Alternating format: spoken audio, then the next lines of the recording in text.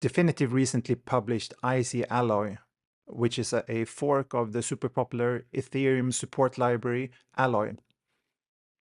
What Alloy does is that it radically simplifies interactions with the EVM-based blockchains. It provides you with great type support, utility functions such as watchers and subscribers. You can watch blocks, you can subscribe to log events, etc. And ICP smart contracts, they can interact with the EVM-based blockchains already. They can sign transactions. They can sign messages. They can interact with the EVM RPC. But currently, all of this takes a bit of manual coding. It's slightly verbose. And what we wanted to do is to bring all this Alloy goodness sort of over to the ICP ecosystem with the goal of making it much easier to develop these chain fusion applications where you have smart contracts that run on the internet computer that take full advantages of all the features it has and can interact with any EVM-based blockchain or other blockchain for that matter. But that is the topic of another video, I guess. In this video, we will use IC Alloy to create an ICP smart contract that implements two methods that you might see in an ERC20 wallet application, a chain fusion wallet application. And those two methods are get balance and get address, as in get Ethereum address. So let's dive in. So let's start up a new ICP project where we choose Rust as a programming language, and we will choose the Node.js template because we don't need any front end for this project.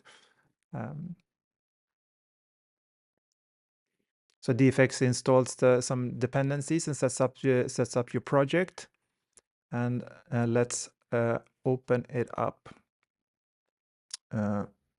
Let's see what we have here. Okay. DFX creates a greet function for us. We will replace this function with the functions we create later.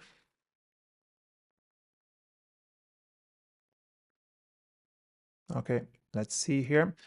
First, we need to set up or we need to add the IC Alloy dependency. And IC Alloy is not published to crates.io yet, so we will install it from GitHub using the tag that I specified there, which is the latest tag at the time of this recording. We also turn off any default features because instead we enable the ICP feature. And the ICP feature includes everything we need to interact with to use IC Alloy in an ICP smart contract. Okay, let's see. Okay, now let's change the greet function into our get address function, and to do that we need to turn it from a query function to an update function. I will explain more about that later. Get address, and we don't need to provide any parameters to this function because it will actually use the caller of the current user. So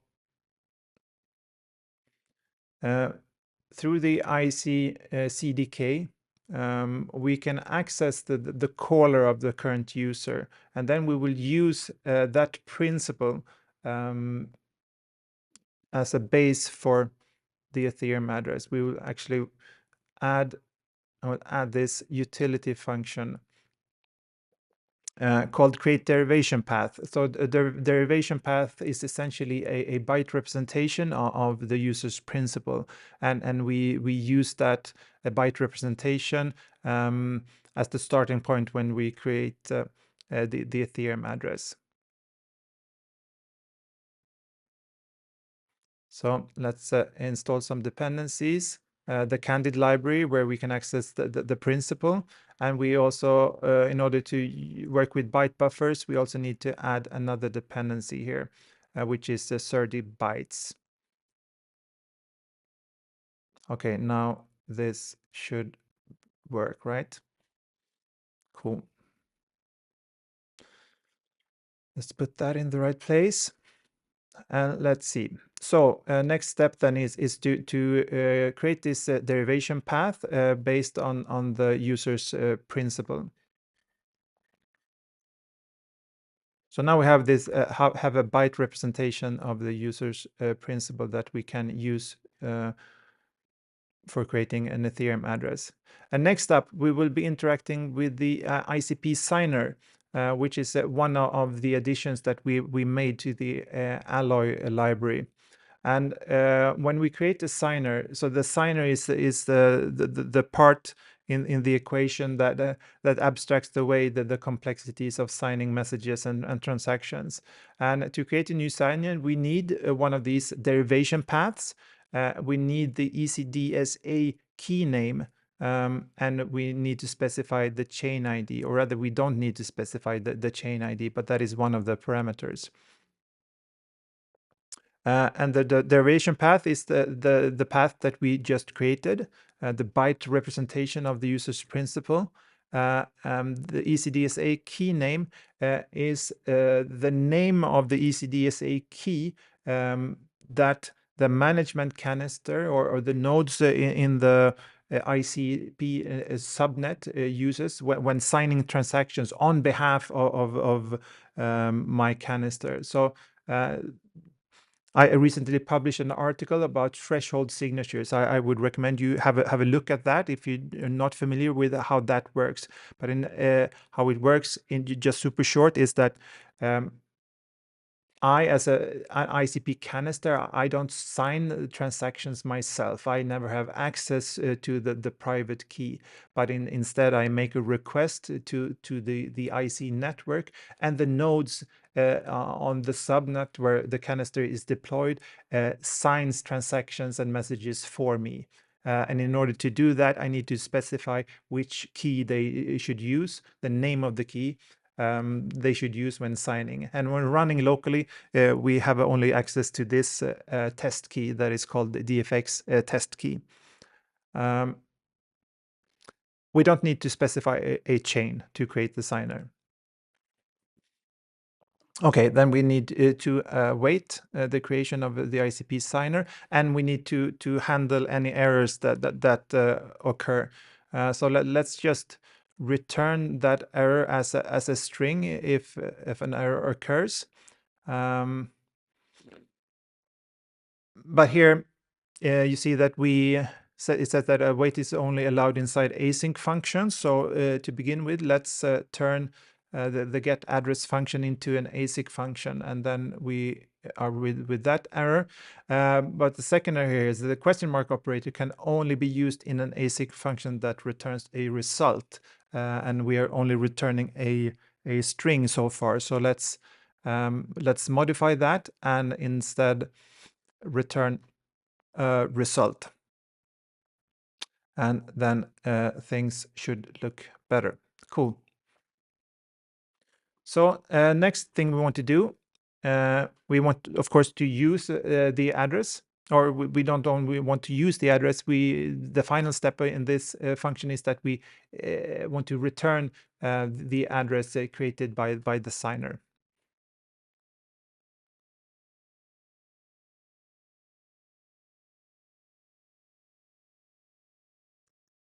So let's modify the canister interface specification and name the function get address.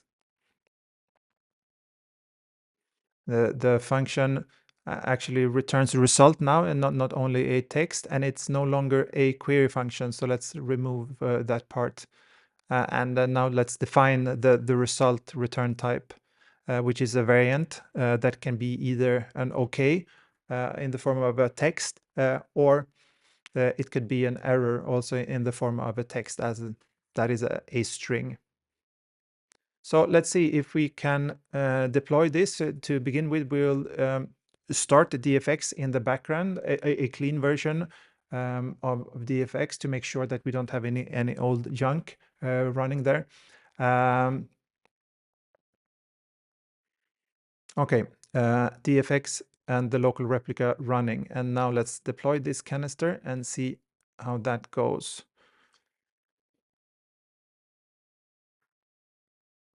Oh, I forgot something. We need actually to add yet another dependency. So one thing the IC environment does not provide us with is a random implementation, a random function implementation that can easily be accessed by any library. And instead, we usually add our own random not implementation. We can access randomness, but it's not done in a way so that it's easily accessible for any third-party library. And by adding get random here and instructing it to use a custom feature, we can make this error go away. To my knowledge, we are not using any randomness in this implementation. So this should be enough for us to be able to proceed. Okay, library, or sorry, project is building. So let's head over to the Candid UI to see if the canister, the get address function returns an Ethereum address. And yeah, it seems that it does. To summarize the flow here again, we get the principal of the current caller. We turn that principal into a byte representation. And then that byte representation is used when we create the signer, and the signer in turn turns that byte representation of the user principal. It creates a public key for the canister and hashes that public key into an Ethereum address that we then return to the user. But all in all, you can see it's 4 lines of code to implement this in the canister using IC Alloy. So compared to the older more manual approach, it's a huge win. Next up, let's add the second function we wanted to implement, which is the get balance function. And again, this is an update function that should return a result with a string OK message or a string error. So let's see here. To begin with, we get the address. We call the function that we previously defined. Doing this every time is a bit wasteful. In a production environment, we most likely would have wanted to cache the ICP signer or the user address or both using some kind of state variable. So we don't need to do all this every time. But for the purposes of this tutorial, we'll keep it simple and call the management canister on every invocation of the get balance and the get address function call. Okay, once we have the user address, we need to create an RPC service. And the RPC service is a struct with information, configuration information that tells the EVM RPC canister which RPC provider to use. And as you can see here, and also which chain. So we configure this RPC service and we are going to use Sepolia as our chain, and we will be using Alchemy as the RPC provider. And the EVM RPC canister supports a number of chains and a number of providers. So head over to the ICP documentation to see which. And here you can see on the screen that the Sepolia mainnet, we have base, etc. So let's select Sepolia as the service, and then choose Alchemy as the provider. Next up, we want to configure our transport. And we do that by creating an ICP config object or a struct. And the ICP config struct helps us to create this config object. And in addition to specifying which service we want to use, we can also set ICP specific things like a maximum response size and also the maximum, or not the maximum, but the number of call cycles we want to use for the call we're making. I'm not going to go into specifics there, what that is about. I suggest you read up in the IC Alloy documentation, but it's quite important on the ICP to set as low maximum response size as possible when you make these RPC calls, but because basically you pay for every byte that you get in return. In our case, we are going to go with the default settings. And next up, we create the provider using another builder struct. And this time it's the provider builder. And using the config we just created, and the on ICP is the method that we use to instruct Alloy to create an IC specific provider.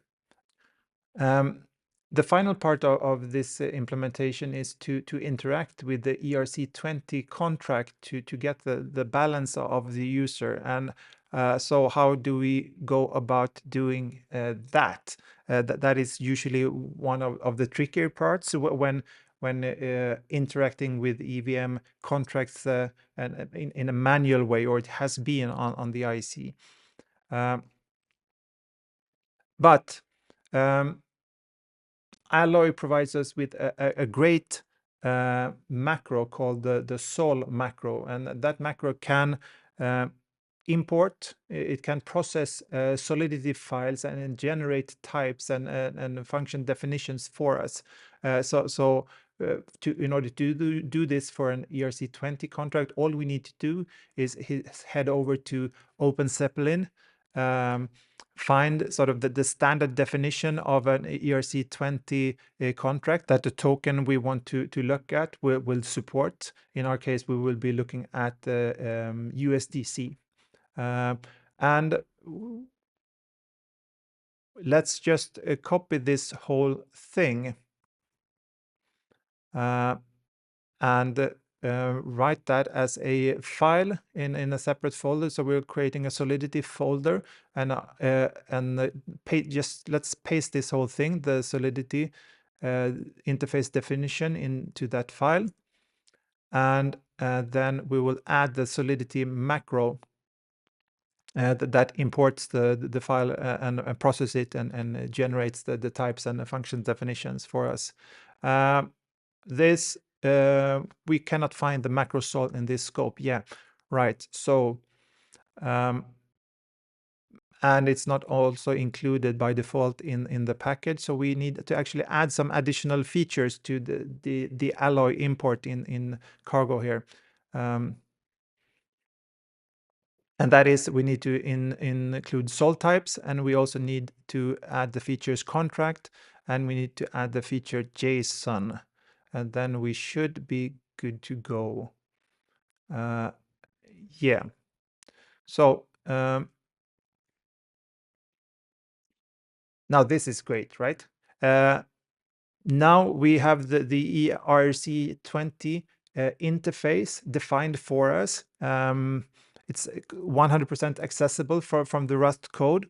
So as you can see here, we have access to all the functions defined in the interface definition.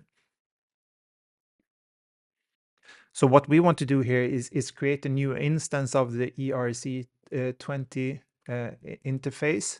When we create that, we need to supply an address, and we need to connect it to the provider that we previously defined. But the address that we have is not the address of the USDC token, right? It's the address of the user. So we need to also set up the address for USDC. So let's just define a const for that USDC token address, and then add it up here. Const, it's an address, and Alloy also provides us with this really nice macro to create the Alloy specific address struct from a string, basically. So I'm pasting there the USDC token address. Let's see. Cannot find address in this scope. Yeah, we need to import that from Alloy. And next error here, erroneous constant encountered. Yeah, so the address format that you supply to the address macro should be without 0x. Let's remove that. And now that should work. Okay, so now we have an instantiated contract, an instantiated ERC20 contract that we can interact with. So now there's not much left to do here, but to call the contract balance of method with the user address now. So we call that, and then we await it, and that returns a result that could be either an error or an OK result. So we'll match that, and either we get an OK result with the balance, and in that case we will return that balance to the user, and it's we will turn that into a string for convenience in this case, or we get an error in return, and what will we do then? We will just return that error as a string to the user as well. Okay, now it says that we have mismatched types here. It expected an address and it found a string, and that's 100% right, because the get address function that we defined, it returns a string. So now we need to convert that into the Alloy specific data type address.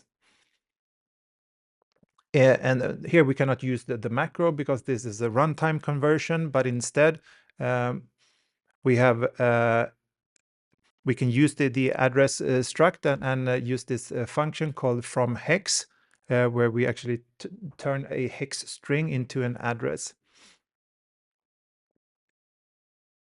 And we will just unwrap that.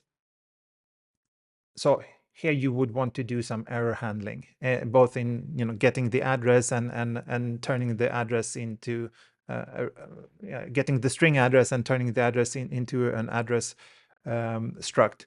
But for this tutorial, we'll skip that part and just unwrap and hope for the best.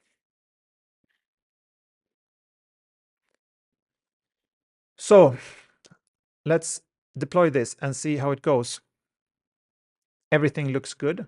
Let's head back over to the Candid UI. And unfortunately, we have missed one thing. The only function that we see here is get address. I forgot to add it to the canister interface. So let's go back and open that up and add the get balance function here. It does not accept any parameters, and it returns a result. So the call signature is basically identical to the get address function. And now let's deploy again and see if it appears now. Reloading. Yeah, get balance is there. Calling. Error. So the server returned a response saying the canister with this principal cannot be found, and that is the canister ID of the EVM RPC canister, which is 100% correct because we haven't yet deployed an EVM RPC canister. And that is how it works. The requests from my canister are routed through this EVM RPC canister that in turn routes the request to the Alchemy RPC in our case.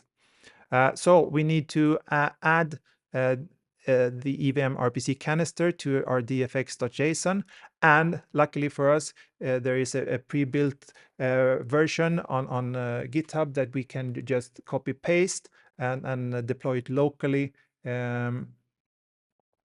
So we're adding that, and things should look better. Let's deploy again. Okay. And now calling. Yay, a 0. That is good news because we don't have added. We don't. That address doesn't have a balance. It's a newly created address. But actually, let's see if we can transfer some USD tokens to this address and see if that works as well.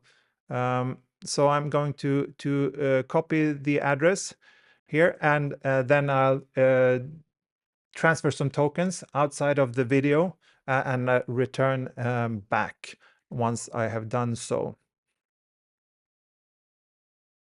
So now a few seconds later, I have interacted with MetaMask and I have transferred some tokens, and let's call the get balance method again.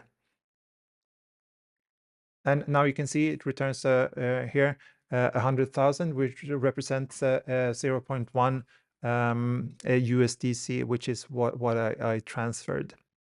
So let's just summarize things and have a quick look at the get balance function here again. You have seen how we can use IC Alloy to interact with EVM based blockchains from an IC smart contract really easily. It's just a few lines of code, getting the address, defining the service, setting up some creating configuration, creating a provider, and then creating an instance of the smart contract on the EVM chain that you want to interact with, and then calling it. So we call this chain fusion, where we can use the full potential of the IC blockchain with features such as huge storage capacity, true randomness, HTTPS outcalls, etc. And of course then threshold signatures, which allow us to interact with any EVM chain and other chains as well. And we're really excited to see what new applications, new types of applications can be built on top of this platform using these technologies. Thanks.